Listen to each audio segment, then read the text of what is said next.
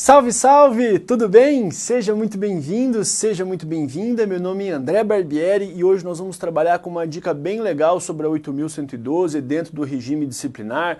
Você que está se preparando para o concurso das carreiras fiscais, você que está se dedicando para o concurso público em âmbito federal e isso acaba sendo copiado na legislação estadual e municipal, fique esperto, regime disciplinar e esferas sancionatórias. Olha só o que diz o artigo 121 da 8.112.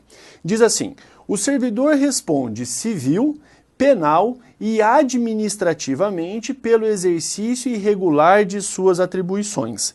Isso aqui cai pra caramba, então vale a pena a gente já deixar aqui registrado. Ele responde na esfera civil, na esfera penal e na esfera administrativa. Como é que você pode interpretar, qual é a visão que você tem que ter do artigo 121? Primeira parte eu estou falando da regra, já já nós voltamos para trabalhar as exceções. Então você vai visualizar da seguinte maneira: o servidor público praticou um ato irregular, um ato ilícito. Ele vai responder por uma sanção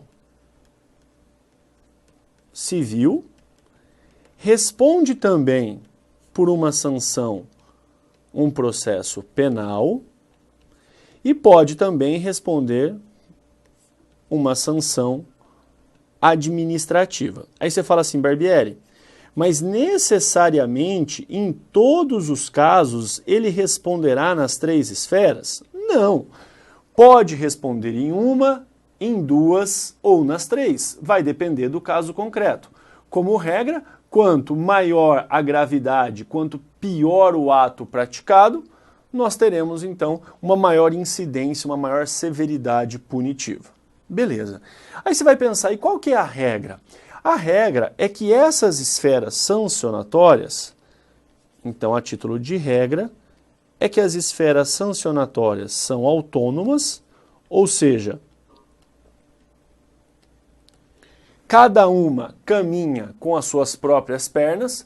A autonomia é: o processo civil não precisa aguardar o processo administrativo, que por sua vez não precisa aguardar o processo criminal. E além disso, autônomas e independentes. A independência quer dizer que o resultado de uma não interfere na outra. Então, autonomia e independência. Se o resultado de uma não interfere na outra, então eu posso ter uma condenação na esfera civil e uma absolvição na esfera administrativa. Posso ter uma condenação na esfera criminal e uma eventual absolvição na esfera civil, e como você preferir, pode. Cada processo caminha por si só, autonomia, e o resultado de um não interfere no outro, independência. Cuidado com a pegadinha. Eu disse para você independência. O examinador pode colocar na sua prova interdependência. Aí está errado, porque interdependência seria uma sendo dependente da outra. Isso não tem.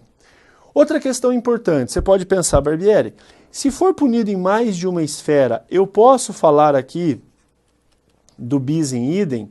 Existe bis in idem quando dá punição em mais de uma esfera sancionatória? Tem ou não tem? Não tem bis in idem, tá?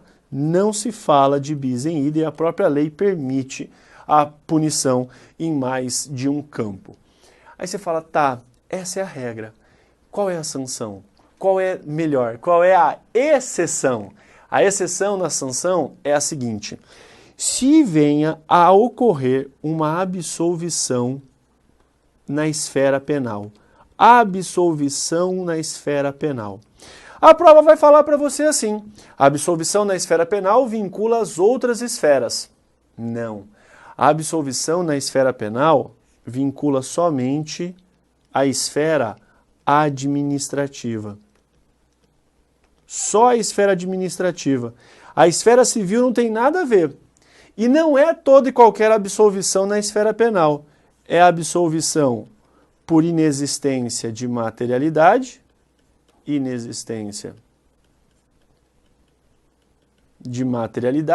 em bom português, não existiu o crime, ou, se existiu o crime, aquele que está sendo processado não foi o autor.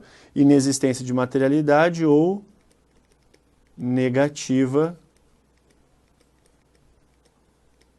de autoria. Beleza? Aí você fala, então, pera lá. Volta agora. As sanções, olha o artigo 125. As sanções civis, penais e administrativas poderão, veja, não é uma obrigatoriedade, poderão cumular-se, mas são o quê? São independentes entre si. E isso aqui é o quê? Isso aqui é regra. E onde é que está a exceção? Lá no artigo 126. A responsabilidade administrativa do servidor será afastada no caso da absolvição criminal, e veja que é só sobre a responsabilidade administrativa, desde que essa absolvição criminal negue a existência do fato, não existiu o crime, ou se existiu, a sua autoria. Então aqui nós falamos da exceção à regra. Perfeito? Para que a gente conclua esse raciocínio, imagina que o servidor foi demitido mediante um processo administrativo disciplinar, tempos depois ele foi absolvido na esfera penal, ou por inexistência de materialidade ou por negativa de autoria. Aquela demissão foi vinculada, não pode ocorrer a demissão. O que acontece? Anula-se o ato demissional e o servidor demitido retorna. Isso chama-se reintegração. Outra questão, outra pegadinha. Não é toda e qualquer absolvição na esfera penal, como eu já lhe disse, somente por inexistência de materialidade ou negativa de autoria. Por isso, cuidado. Absolvição por indúbio pro réu. Não chegamos à conclusão que era o servidor aquele que responsável, né, o autor do crime. Mas eu também não estou dizendo que não foi. Eu estou dizendo que, na dúvida, absolve o réu. A absolvição por indúbio pro réu, a absolvição por insuficiência de provas, gera essa vinculação na esfera administrativa pela esfera penal? Não. Então lembra, as únicas duas hipóteses de vinculação da esfera penal que vai refletir necessariamente, elas refletirão na esfera administrativa, as únicas duas hipóteses são estas: inexistência de materialidade ou absolvição por negativa de autoria. E a esfera civil não tem nada a ver com isso. A relação é entre a esfera penal e a esfera administrativa. Espero que você tenha entendido. Isso aqui cai pra caramba. Fique esperto e a gente volta na próxima dica. Um grande abraço e até lá!